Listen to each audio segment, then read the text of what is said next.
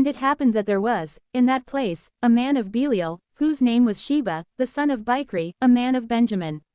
And he sounded the trumpet, and he said, There is no portion for us in David, nor any inheritance in the son of Jesse. Return to your own tents, O Israel. And all of Israel separated from David, and they were following Sheba, the son of Bichri. But the men of Judah clung to their king, from the Jordan as far as Jerusalem. And when the king had entered his house at Jerusalem, he took the 10 women concubines, whom he had left behind to care for the house, and he put them into custody, allowing them provisions.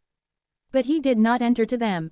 Instead, they were enclosed, even until the day of their deaths, living as widows. Then the king said to Amasa, Summon to me all the men of Judah on the 3rd day, and you shall be present also. Therefore, Amasa went away, so that he might summon Judah. But he delayed beyond the agreed time that the king had appointed to him. And David said to Abishai, Now Sheba, the son of Bichri, will afflict us more so than Absalom did. Therefore, take the servants of your lord, and pursue him, otherwise he may find fortified cities, and escape from us. And so, the men of Joab departed with him, along with the Cherethites and the Pelethites. And all the able-bodied men went out from Jerusalem to pursue Sheba, the son of Bichri. And when they were beside the great stone, which is in Gibeon, Amasa came to meet them. Now Joab was wearing a close-fitting coat of equal length with his garment. And over these, he was girded with a sword hanging down to his thigh, in a scabbard which was made so that the sword could be removed with the least motion, and then strike. Then Joab said to Amasa, Be well, my brother. And he held Amasa by the chin with his right hand, as if to kiss him. But Amasa did not notice the sword that Joab had.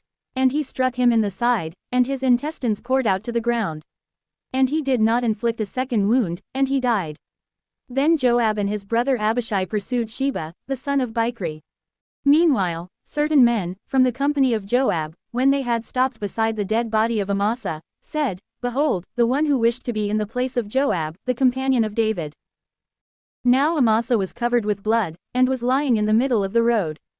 A certain man saw this, with all the people standing nearby to look at him, and he removed Amasa from the road into a field.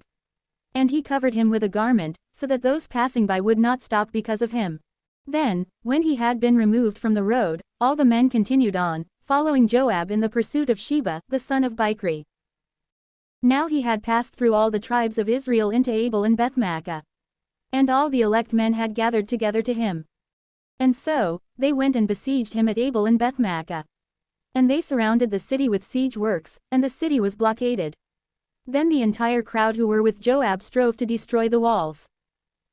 And a wise woman exclaimed from the city, Listen, listen, and say to Joab, Draw near, and I will speak with you. And when he had drawn near to her, she said to him, Are you Joab? And he responded, I am. And she spoke in this way to him, Listen to the words of your handmaid. He responded, I am listening. And again she spoke. A word was said in the old proverb, Those who would inquire, let them inquire in Abel. And so they would reach a conclusion. Am I not the one who responds with the truth in Israel? And yet you are seeking to overthrow the city, and to overturn a mother in Israel. Why would you cast down the inheritance of the Lord? And responding, Joab said, May this be far from me. May I not cast down, and may I not demolish. The matter is not as you said. Rather, a man from Mount Ephraim, Sheba, the son of Bichri, by name, has lifted up his hand against King David. Deliver him alone, and we will withdraw from the city. And the woman said to Joab, Behold, his head will be thrown down to you from the wall. Therefore, she entered to all the people, and she spoke to them wisely. And they cut off the head of Sheba, the son of Bichri, and they threw it down to Joab. And he sounded the trumpet, and they withdrew from the city, each one to his own tent. But Joab returned to Jerusalem to the king. Thus Joab was over the entire army of Israel. And Benaiah, the son of Jehoiada, was over the Sarathites and Philethites.